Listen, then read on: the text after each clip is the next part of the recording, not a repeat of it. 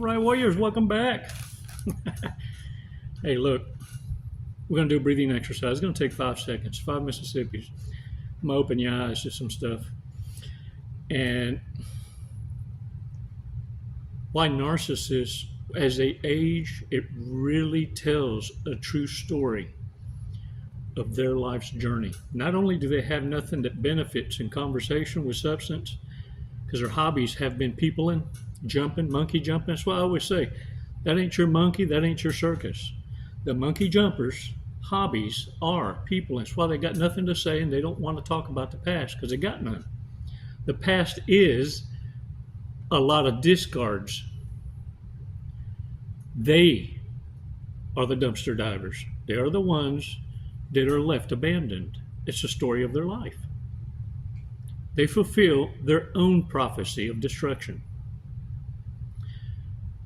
Look, they are too busy trying to maintain the illusion of youth as they start to age. And this is a fight that they will take to the grave. They will die on that hill. And they'll also be the ones that scream the loudest that they're doing it for themselves, not for attention from others. It's the ones that profess to be the ones that don't need attention that need it the most. You understand? It's reverse psychology. And the thing is, the ones, and look, it's with men and women now. Don't get it twisted. There are just as many son husbands that are, what do you call that? They're simps. They're pussified. They spend just as much time in front of a mirror as women. And when their age starts to catch up, because look, most of them looks like they're in their 40s when they was in their 20s. And when they're in their 40s, they look like they're in the 50s and 60s. Because the multiplier is in turbo because of all the drugs and alcohol that they use to cope with every monkey jump. And they exercise a hell of a lot of limerence. Limerence. Look it up, Google it. They romanticize connections that never existed. Go through the full relationship phase in their own mind. And all you have to do is get out the way. Ignore them or give them a taste of their own medicine. Kind of flirt with them a little so the limerence sets in, and then boop, they're irrelevant for the rest of your life. That sets them off on the trail of destruction. But look, you're going to be able to tell who they are by their actions. Men and women using filters, beauty filters, and then they wonder why they get ghosted.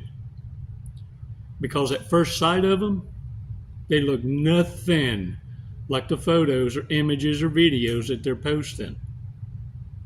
I mean, like, look, it's got cops messed up right now because they're looking for Mr. Universe or Miss Universe on the images that they see for a missing person. And the whole time they got them labeled as John Doe or Jane Doe up in the refrigerator because they don't look nothing like the photo, and they're still out looking for some beauty queen. As it turns out, they're the Yeti or the Sasquatch up in the freezer. The thing is, look, narcissists are always going to be using these kind of filters to breadcrumb you and get you to a point where you do the politically correct thing and still give them a free meal or give them free meat. Money, energy, attention, and time. And they're going to be the ones that call you a narcissist and try to smear you for telling them the damn truth. Hey, look, this shit ain't going to work out. Because if you're already starting with a lie, that's not a foundation to build on. But they still expect you to provide them a meal. Pay attention, warriors, because assisted beauty filters screams the lie. Stop ignoring it and stop being pressured Stop being put in the fog. Fear, obligation, and guilt. Let's do this breathing exercise. And we're going to take a deep dive, all right? Yeah. And I'm going to take the breath away, but in a good way. In a good way. Not like a love bomb. No, a shortcut to healing. Because look, I know for a fact, if a borderline or a scapegoat can get in tune with their self and become aware, you will be unstoppable. You'll be the goat. I just need you to leverage that insight and it become a lifestyle. And the foundation you're going to build on is going to be to reject narcissists, either dead in their path or not make yourself so dang easily available, ever. In fact, I need you to change your love language, your non-committal, until proven worthy of trust and love. Narcissists got you believing that you should keep your enemies close or closer than your friends. Took a long time for narcissists to convince the world that this is how you can survive amongst reprobates. Wrong answer. The way to survive against reprobates is to identify them and chunk them, just like they do with their own kind. The adage of keep your friends close and your enemies closer, that's for military tactics, where we go in with diplomacy, earn your trust, and then turn you against the enemy and teach you how to fight your own. And we observe. Very diplomatic, huh? Well, that's reverse narcology. Turn them against each other. And then back the hell away and become the spectator you should have been. And they'll never know the difference, because narcissists, sociopaths, psychopaths can be manipulated the easiest. They don't have any powers over you. They want you to believe that they're magicians, that they can read the future. Got you believing that you're soulmates, that y'all was married in another life. If that's the case, they need to stay gone, because they were probably discarded in the last life. If a narcissist ever hoovers you, remember this. Let them know, hey, look, I know you left to punish me and everything, but look at here. I'm stubborn in it. I hadn't learned my lesson. I need you to go away and teach me some more lessons. Let's take 5 seconds to do this breathing exercise, because I need you to pay attention. 5 seconds, come on.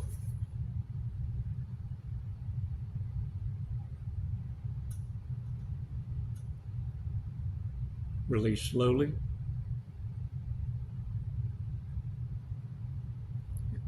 All right. Shake it off, y'all.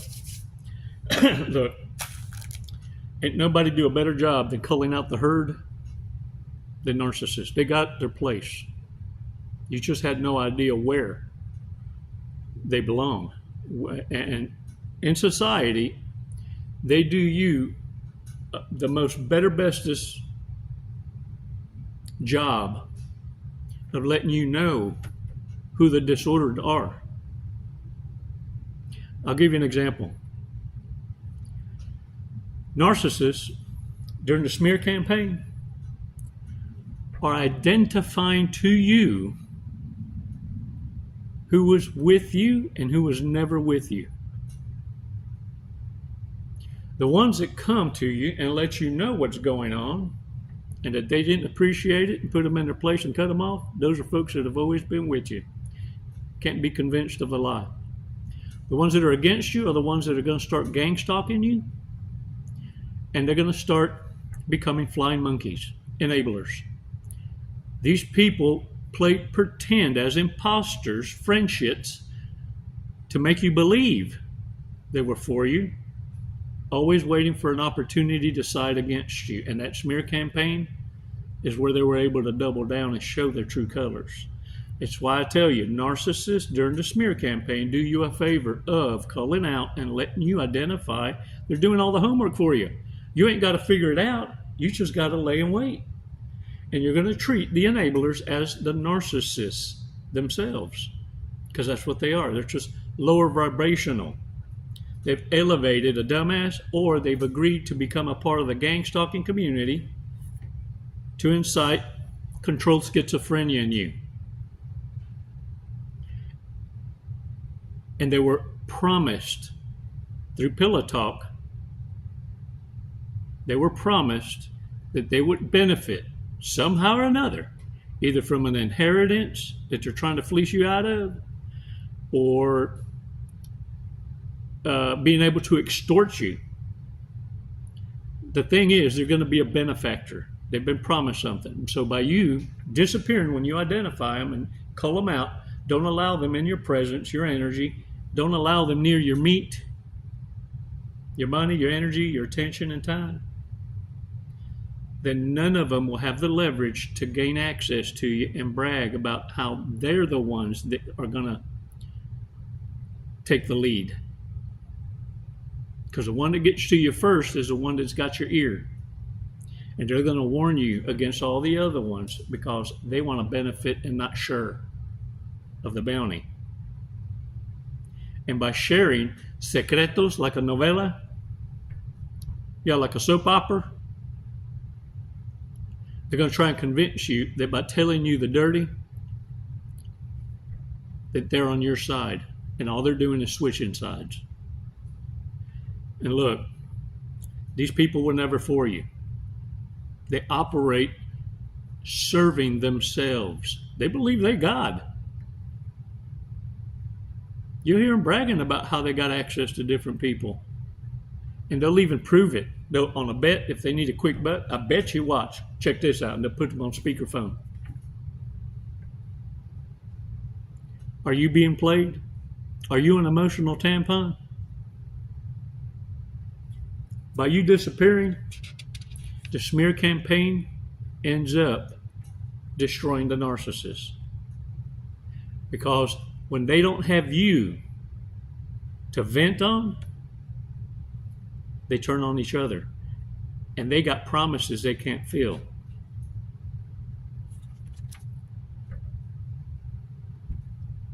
Are you the emotional tampon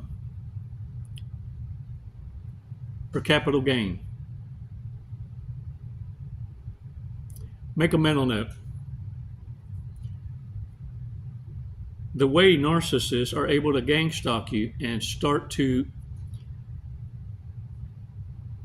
provoke you, you're going to soon realize that out of the clear blue, one of their MOs is they want your old phone. Hey, do you happen to have an old phone? I lost mine. Or mine's going to come in the mail later. Whatever excuse. They want your old phone because narcissists usually are connected to someone in the phone business, the phone repair business, usually like at a flea market or independent, you know what I'm saying, that brokers different services to repair phones. These sneaky little shits can hack your phone even if you do the factory reset. See, what people don't understand, unless you've been in law enforcement, that your phone is encrypted. You can't erase data. It's there forever. It's encrypted into the phone.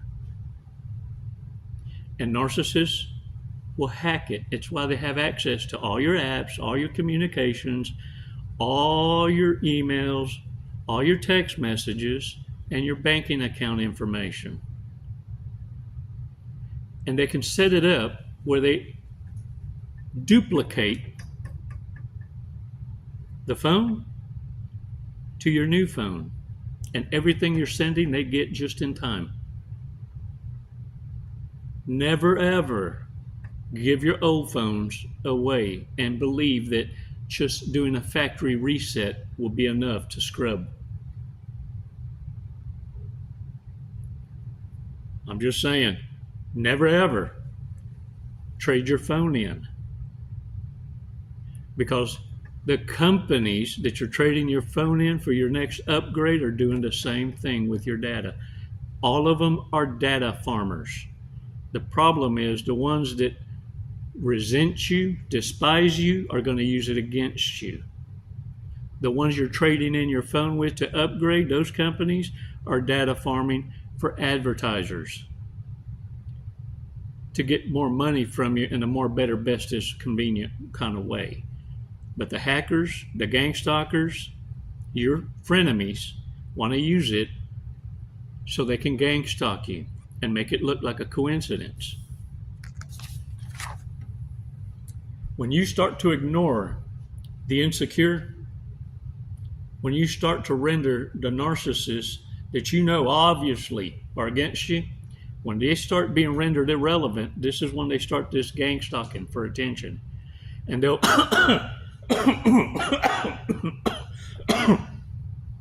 to get you to look at them, and then they'll do it at a different location again. The cough. They want you to recognize that they happen to be there and everywhere you go, coincidentally. Gets you to thinking, scrambles your huevos a little bit. And the thing is, they also, I wish y'all could be with me for like 30 days or a couple of weeks out in public. They bark. And some of y'all been with me in my life's journey and caught that. And I've had buddies that look at me and go, dude, did that dude just bark at you? Yeah. What the fuck was that about? Happens all the time, man. Yeah, because reprobates, narcissists can't stand to be ignored, and they need you to look at them, a double take. Well, if you got yourself in check and you're aware of how narcissists want to get attention without having to beg for it, they want you to see them go like this. But if you just keep on with your focus, and peripherally, you are looking to make sure that they're not challenging you physically, of course. You always look. You want to keep in mind that you're only a victim because you're not aware of your surroundings. So when these tactics are applied, understand, you're not alone. You're being gangstalked. And chances are these reprobates need you to notice them, because part of the gangstalking is to send someone that can be your friend by coincidence, and they're part of the setup. And look at here. It's hilarious because another tactic is, and it's a lot of, the majority is a covert or the histrionic female narcissist. They'll use the teary eye because they've been taught by narcissistic parents, because most of them have been brought up in that environment, and it is, for the most part, hereditary. And they understand that the tear jerking makes men melt. Unaware men that aren't aware of the tactic, and it screams compassion from both men and women that are unaware. Narcissists use this as a weapon. They will weaponize tears. Make no mistake. Don't allow coaches out there to make you believe narcissists don't ever cry. They cry on command. But they also know how to wet the eye around like an almost tear. Like they need you to ask them, are you okay? Aw. And that droplet of attention, sealed with the occasional hug, is enough to get them through the day. Because they ain't getting it nowhere else. They've been found out. Most of them that use this tactic, it's a last-ditch effort for droplets of attention because they've timed out in life, or they age so damn quick because of the drug usage and the copes that they've had in the past are catching up. These are walking liabilities looking for a retirement plan. There's shit failing in their system that shouldn't have failed until they reach 60 or 70, and it's happening to them in their 40s. They're getting a maximum return on the investments that they put in their bodies, in their system. And they need you to bankroll them a better quality of life. Because you made more better, bestest decisions, right?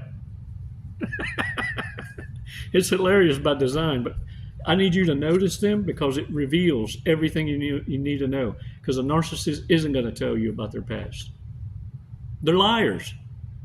Why do you think that clinicians, psychologists, and all these therapists only know surface level stuff that's shared in the DSM? Because narcissists aren't going to divulge the truth of themselves. The ones that know the truths are going to be your borderlines, are going to be the scapegoats, because those are the ones that have the lived experience.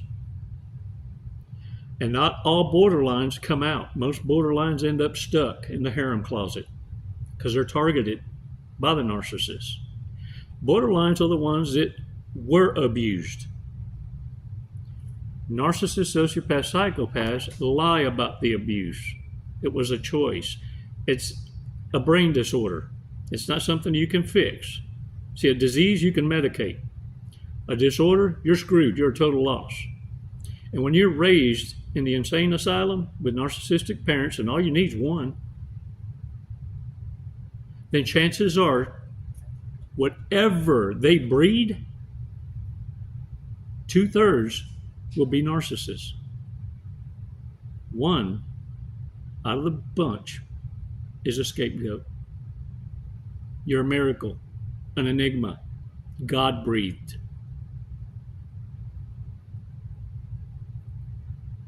Warriors, I need you to understand this, because if you don't open your eyes and you are a borderline, you will continue to be tortured and be jumped from harem to harem. And you will come to realize soon that you've been entangled, where you're tolerated, not appreciated. Time to pull that emotional tampon. I'm going to share with you an article written by David White. Why do narcissists attract borderlines?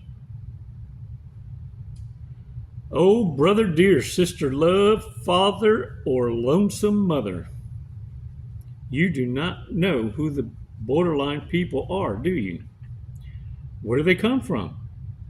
The borderline are the children of the normal parent and a narcissist parent. I say normal to mean not narcissist.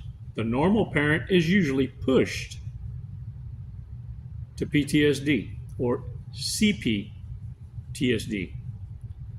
We all know that borderline people are terribly abused and neglected as young children.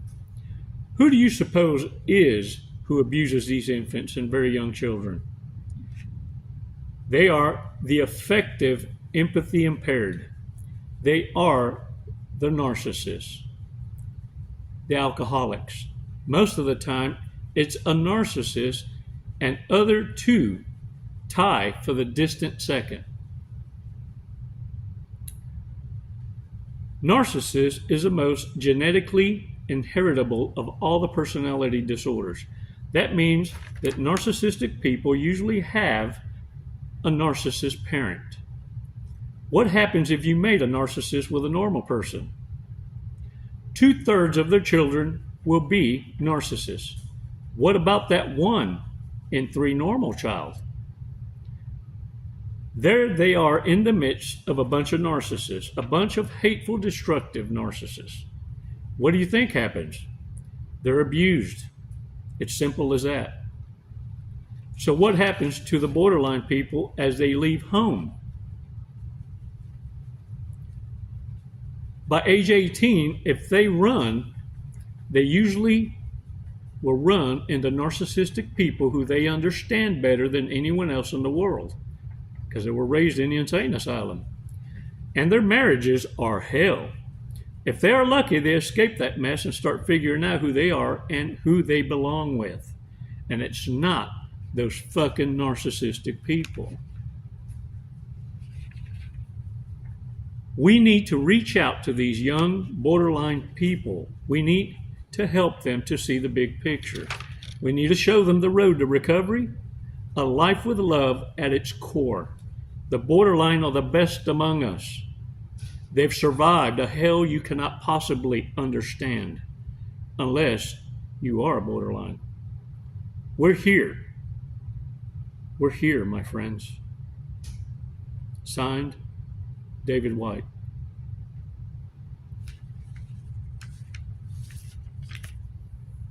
Warriors, all I'm saying is this. It's not up to you or I or the world to determine, is that a narcissist, sociopath, psychopath, or borderline? What I do know is a fact is this. If you are the scapegoat, the borderline raised in an insane asylum, the only way to come out of it is choosing yourself first. All we can do is plant seeds and hope you connect the dots before it's too late. Ain't no drug in the world gonna help you or save you.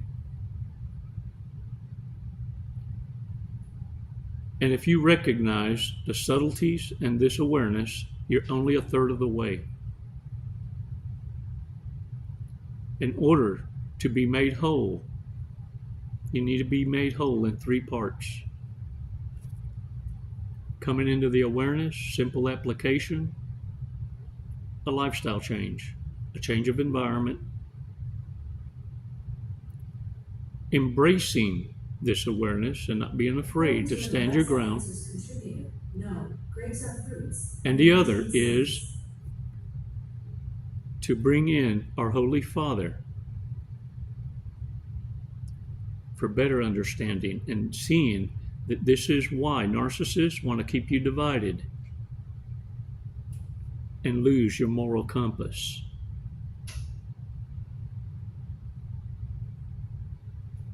Warriors, you're holding the line. It's tough at first, but it becomes easier and laughable.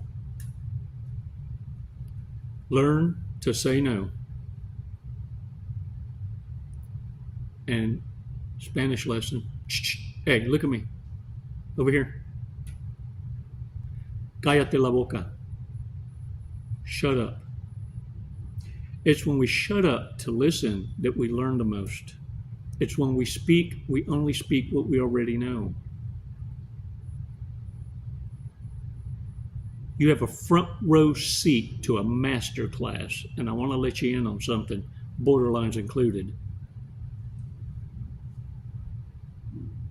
If you're coming into this awareness and you're not afraid of it and you're starting to apply what you learn, look at me. You already won. You're just refining what it is you experienced in the fire. Now we're making you unfuckable with. Oh, you're always going to be remembered. You're just on a different list. Your name is being crossed out from the book of the dead as an opportunity and added to the book of life. Yeah, you're chosen. But what you going to do with it? Our Holy Father is now waiting for you to act on it. Don't lay and wait, because that is a choice. And to do nothing, that choice is looked at as vomit to the Lord Himself. Our Holy Father expects a return on that investment. And He doesn't pick quitters. Now pick up your fucking shield and your sword. Throw your shoulders back and smile. Surrender is not an option. I said, pick up your damn sword and your shield.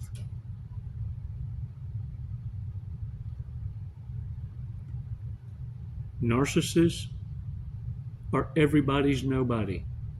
Bench warmers. Get out the way. I'm I'm proud of you. Every damn one of you. And when you're ready, reach out. Schedule a coaching call. And don't forget to subscribe us. Hit that thumbs up.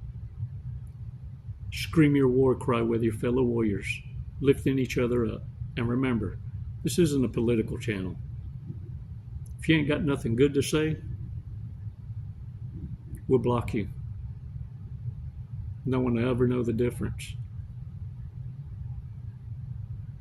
Thanks for you prayer warriors lifting each other up to the Most High. Your voice brings him a smile. And it also brings healing to your own kind.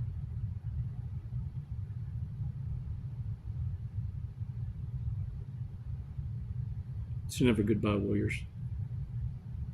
It's always until next time. Les mando besos y abrazos. Namaste.